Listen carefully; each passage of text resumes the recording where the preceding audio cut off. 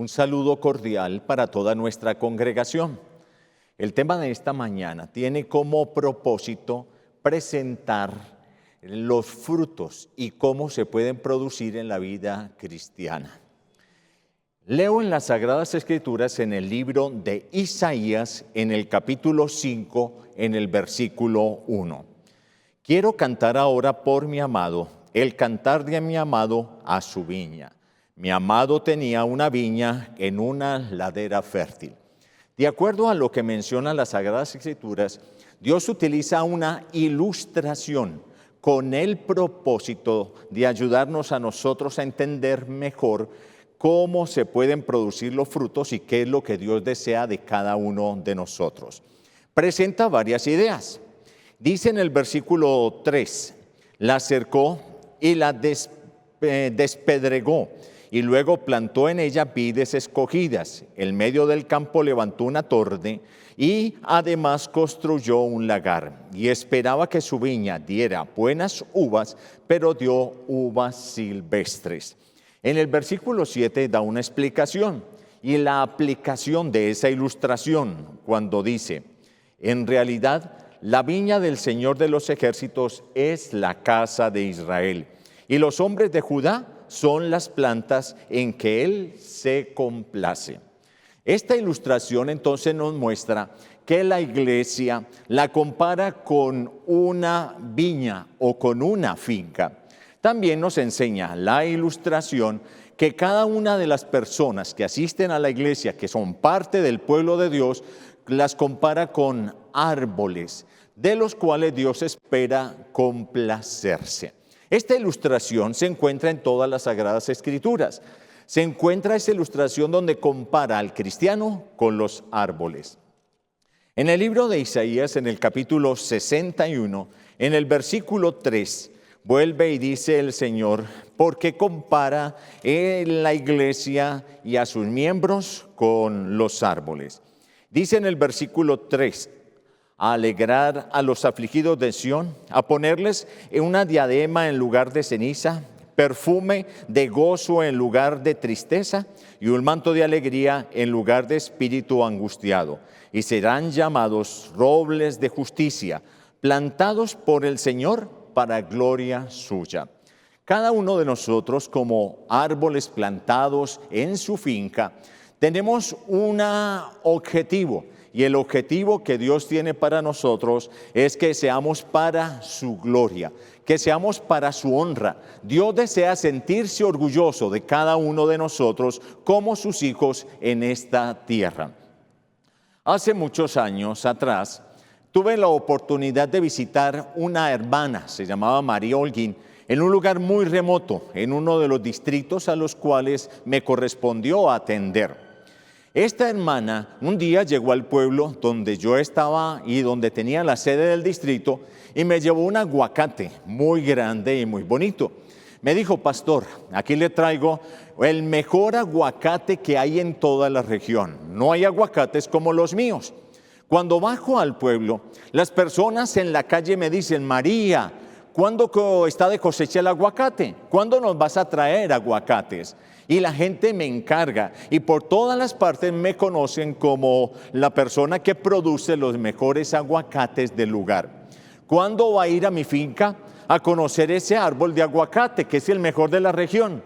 Yo le dije: un día de estos voy a ir. Ese día llegó, tomé una chalupa, viajé por un río, luego caminé unas cuantas horas hasta que llegué a la finca y a la casa de la hermana María. Ella vivía a la orilla de una quebrada, en medio de la selva, y ahí tenía unas varitas. Y en esas varitas tenía un plástico negro y abajo había de hecho 2 cambuches para dormir ella y su hijo. Esa noche amanecí en ese cambuche. Al siguiente día por la mañana me despertó temprano y me dice: pastor, vamos para que conozca el aguacate. Y yo le dije: María, yo no vine a conocer el aguacate, yo fue a visitarlos a ustedes, conversar con ustedes. Y ella me dijo: no, pero tiene que conocer el aguacate. Así que desayunamos y nos metimos en medio de la selva. Y allá en medio de un claro de la selva, ahí estaba el aguacate. Y María me decía, venga pastor, mire el aguacate. Y yo le dije, sí María, muy bonito el aguacate, pero venga mírelo por este otro lado. Y yo iba y miraba el aguacate por el otro lado.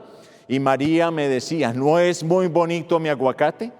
¿No es interesante mi aguacate? Y yo le dije, sí María, tu aguacate es muy bonito.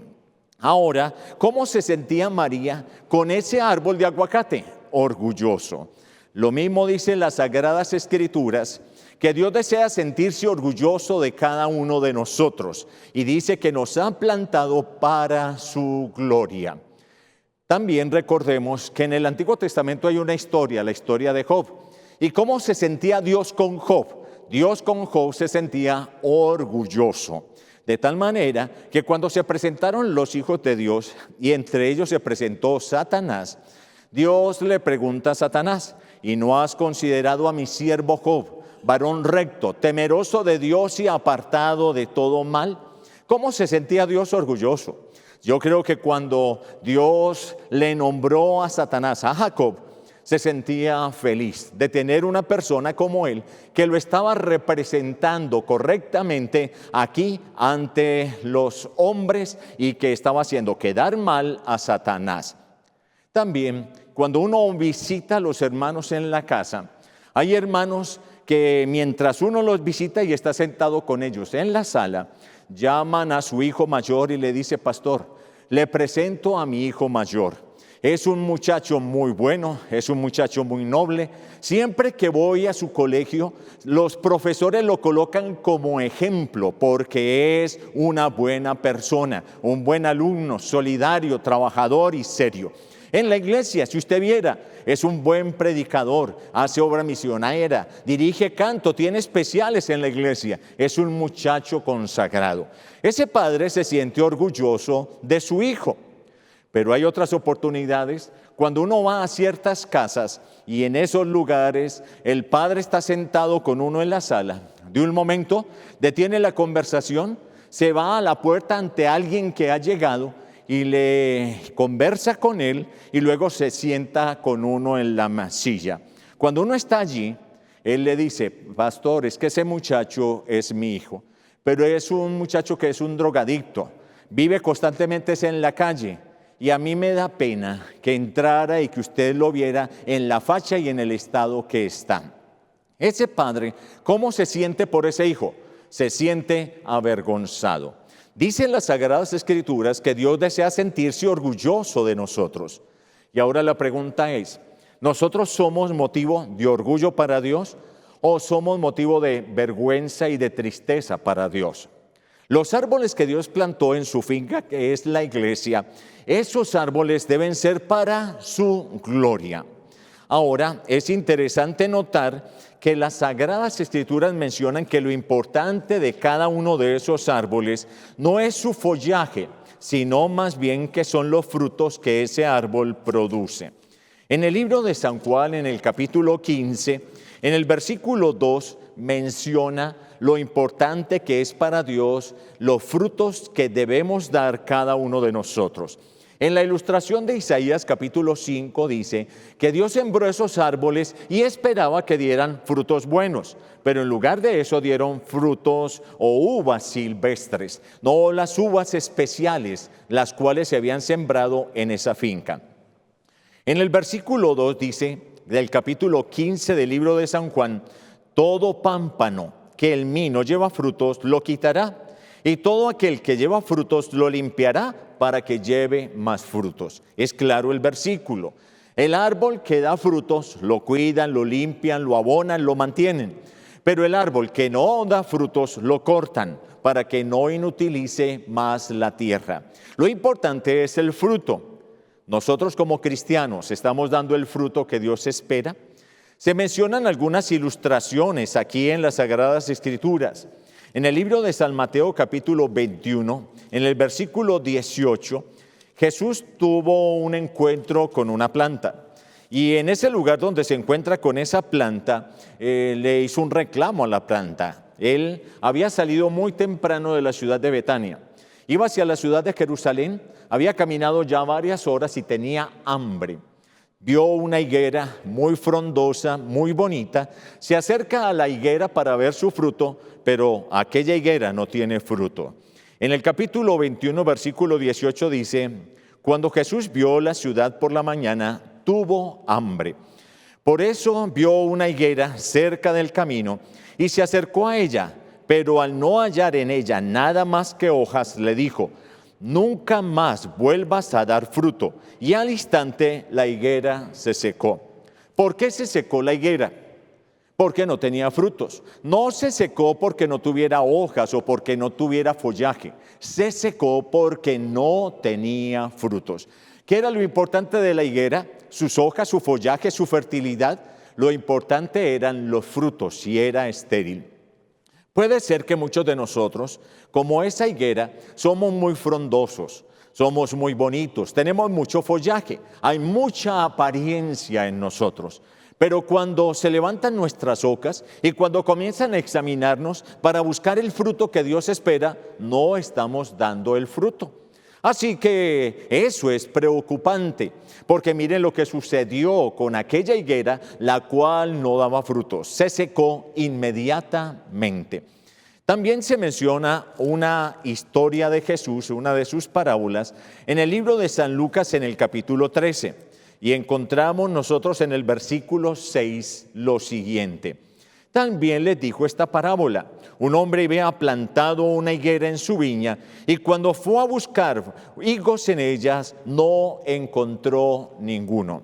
Así que conocemos muy bien la historia donde aquel dueño de la finca le dice al mayordomo: corta pues la higuera para que no inutilice más la tierra, pues ya hace 2 años que estoy viniendo a buscar fruto y no encuentro fruto en ella.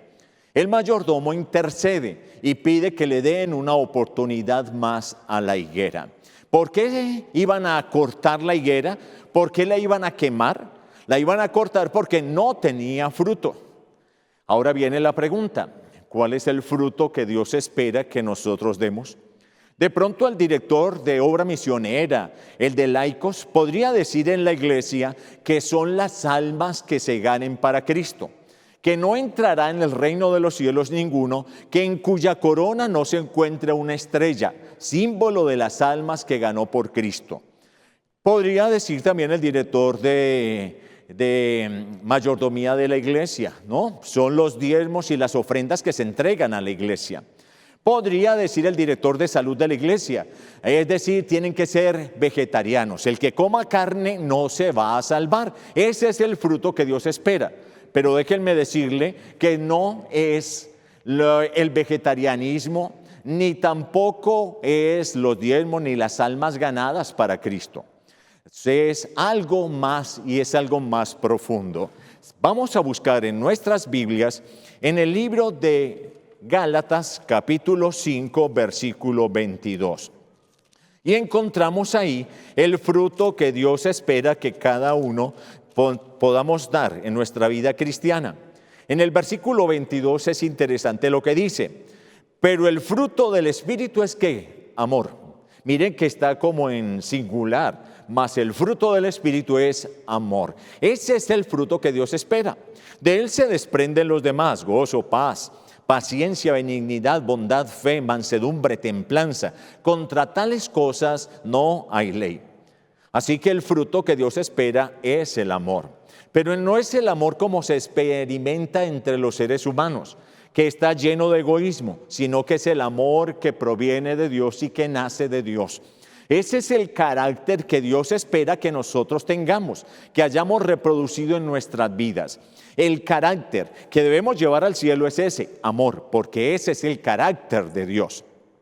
Alguno podría decirme: si el vegetarianismo, si el devolver el diezmo, si la ganancia de las almas no es el fruto, tampoco es el amor. Y yo le podría preguntar, ¿por qué? Me dicen, porque yo conozco mucha gente que no es cristiana, no es adventista y sin embargo producen amor y aman a sus familiares. ¿Será ese el verdadero amor que nace? Un día, en una reunión de damas, en una de las iglesias, estaba hablando acerca del amor de entre esposos y el amor que se debe manifestar entre los esposos. Una hermana levantó su mano y me dijo: pastor, pero ¿yo qué hago si yo ya no amo a mi esposo? Yo le dije, ¿cómo así? Otra de otro lugar me levantó la mano y dijo, yo tampoco amo a mi esposo. Otra levantó la mano y dijo, yo tampoco amo a mi esposo. La mayoría parece que estuvieran de acuerdo en que ya no amaban a sus esposos. Cuando les pregunté por qué no aman a sus esposos, una de ellas me dijo, porque es que me cansé de dar afecto, cariño, ternura y no recibir nada. Así es que el amor se murió. Yo le dije, es que eso no era amor, eso era egoísmo, porque cuando yo doy esperando recibir, eso no es amor. Pues el amor es dar sin esperar nada a cambio. Como dice la Biblia, de tal manera amó Dios al mundo que ha dado a su Hijo unigénito, para que todo aquel que en Él cree no se pierda, mas tenga vida eterna. Dios dio a su Hijo, ¿a cambio de qué? A cambio de nada. Lo dio desinteresadamente. Ese es el verdadero amor y es el amor que nace de Dios. Es el amor que, como el apóstol Pablo por inspiración escribió en 1 Corintios 13, todo lo cree, todo lo espera, todo lo sufre, todo lo soporta. Y dice, y ese amor nunca deja de ser. Ese es el verdadero amor. Pero ahora viene otra pregunta. ¿Y cómo yo puedo producir ese verdadero fruto que es el amor? Ese carácter que yo debo tener y que voy a llevar al cielo. La Biblia contesta a esa pregunta. En el libro de San Lucas, donde ya estuvimos, en el capítulo 13, donde se encuentra la historia de aquella higuera estéril, encontramos lo siguiente. El mayordomo le dice entonces al dueño de la finca, déjame, yo hago con él entonces un trabajo. Versículo 8 dice así, pero el viñador le dijo, Señor, déjala todavía un año, hasta que yo afloje la tierra y la abone. Si da fruto, bien, y si no, la cortarás después. Dice el mayordomo, yo voy a hacer un trabajo. Es como la intercesión de Jesús por nosotros. Padre, todavía no cerremos la puerta de la misericordia para esa persona. Démosle una oportunidad más. En este año yo voy a remover la tierra que está a su alrededor. Es decir, lo voy a poner a trabajar en la iglesia, le voy a dar algún cargo, lo voy a poner a dar la lección de escuela sabática, con el propósito que se mueva. Pero también lo voy a abonar. Le voy a mandar un buen folleto de escuela sabática, una buena semana de oración, un buen sermón. Le voy a mandar un buen libro para que lea. Cuando lea la Biblia, lo voy a iluminar para que esos pasajes especiales lo impresionen. Ese es el trabajo. Y dice el Señor, démosle esta oportunidad, pero si después no da fruto, la cortamos. Miren que la condición es que dé frutos. Dios está dispuesto a trabajar en nosotros, ponernos a producir los frutos, pero si no los producimos, nos cortarán. También en el libro de San Juan, en el capítulo 15, encontramos nosotros que Jesús mencionó muy claro cómo se pueden producir los frutos. En el capítulo 15, en el versículo 4 dice, permanezcan en mí y yo en ustedes, así como el pámpano no puede llevar fruto por sí mismo, si no permanece en la vid, así tampoco vosotros si no permaneciereis en mí. ¿Cómo es que vamos a dar el fruto? Damos el fruto si permanecemos en Cristo Jesús. Si no permanecemos en Cristo Jesús, no podemos dar el fruto. No es por el dominio propio, no es por la fuerza de voluntad, no es por nuestras fuerzas que vamos a dar el fruto. Es porque Cristo permanece en nuestro corazón. Y al estar en nuestro corazón, Él es el que produce el fruto, es el que da el fruto. La ilustración de Jesús es interesante. Él menciona como la mata de la vid. Esa mata de la vid tiene sus ramas y esas ramas pueden producir el fruto siempre y cuando se mantengan aferradas y permanezcan unidas al tronco de la vid. Si esa rama se corta, esa rama ya no produce frutos. Para producir el fruto tiene que estar unida al tallo. Nosotros debemos permanecer en Cristo Jesús.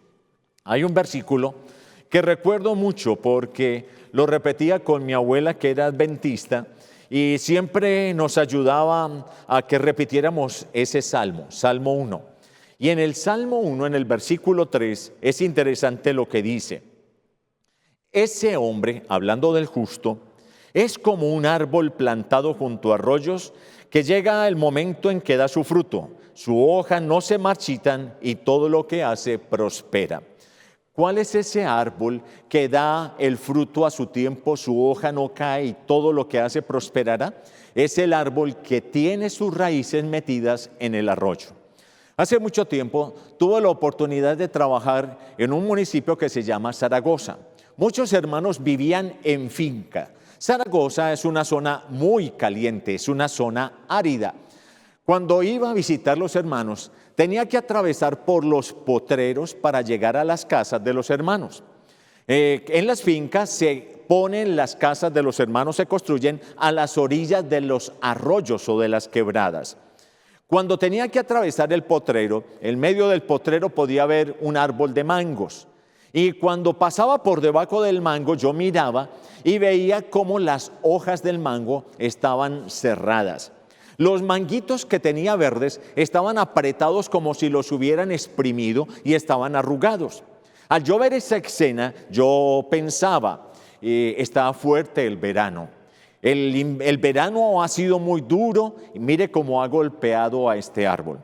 Pero luego yo llegaba a la casa del hermano, la que estaba a la orilla del arroyo, y veía cómo alrededor de la casa del hermano habían muchos árboles de mango. Y miraba a los árboles de mango, sus hojas abiertas, miraba los manguitos, el fruto, y se encontraban robustos, de tal manera que se veía que estaban siendo bien alimentados. Miraba entonces esos mangos y veía que sus raíces se extendían y se metían en el arroyo. Entendía entonces que era porque sus raíces estaban en el arroyo. No importa cuán fuerte hubiera sido el invierno, sus raíces estaban bebiendo constantemente del agua de vida y por eso estaban verdes y producían buenos frutos.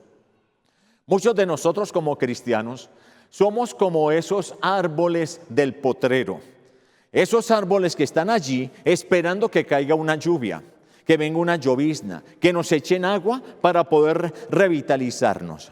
Cuando pasaba en el tiempo de invierno por esos mismos potreros, esos mangos que estaban en medio del potrero estaban verdes, estaban sus hojas abiertas y estaban dando buen fruto, diferente a cuando estaba en el invierno. ¿Por qué? Porque había caído un aguacero.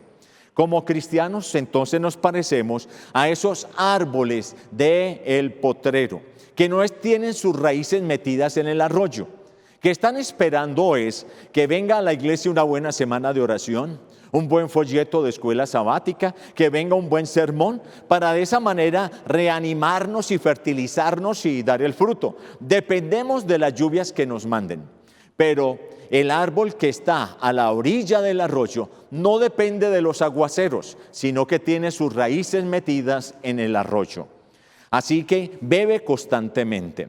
El cristiano que depende de Cristo no depende del sermón, ni de la semana de oración, ni de las conferencias, ni el folleto, sino que depende de su relación estrecha con Jesús cada día. Ese cristiano sabe que todos los días tiene que venir a los pies de Jesús para beber de Él, fuente de vida eterna. Y si venimos a Él y bebemos, vamos a dar el fruto que Dios espera de cada uno de nosotros.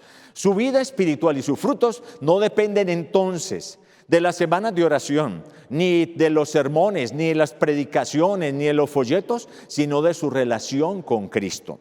¿Cómo podemos entonces cada uno de nosotros dar el fruto que Dios espera? Podemos dar el fruto que Dios espera teniendo una relación estrecha y personal con nuestro Señor Jesús. Es la manera de dar el fruto. No depende de nuestra fuerza voluntad ni nuestro dominio propio. Depende de que Cristo esté en nuestro corazón y produzca en nosotros tanto el querer como el hacer por su buena voluntad. De esa manera, Él, viviendo y morando en nosotros, producirá ese fruto que Él espera que cada uno de nosotros estemos dando.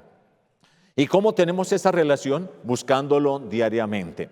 A través del estudio de la Biblia, a través de la oración, a través de trabajar juntos con Jesús en la obra misionera, dedicando suficientemente tiempo para estar con Él. No es orar esporádicamente en las comidas o al salir. es dedicar suficiente tiempo a estar a solas con el Señor. ¿Cuántos les gustaría en esta oportunidad decirle, Señor, yo quiero permanecer en ti? Yo quiero que tú mores en mi corazón definitivamente, para que al morar en mí, como dice tu palabra, si permaneces tú en nosotros, nosotros podremos producir el fruto, porque separados de ti, nada podemos hacer. Necesitamos tener esa relación estrecha con Cristo. ¿Cuántos quieren levantar su mano y decirle, Señor, ayúdame a tener esa relación estrecha, que cada día yo pueda recordar que debo levantarme a orar, estudiar tu palabra para recibirte en mi corazón y que puedas producir el fruto en mi vida? ¿Cuántos desean hacerlo? Amén. Que el Señor les bendiga y que podamos ser frutos, árboles frutales en la presencia del Señor. Que el Señor les bendiga.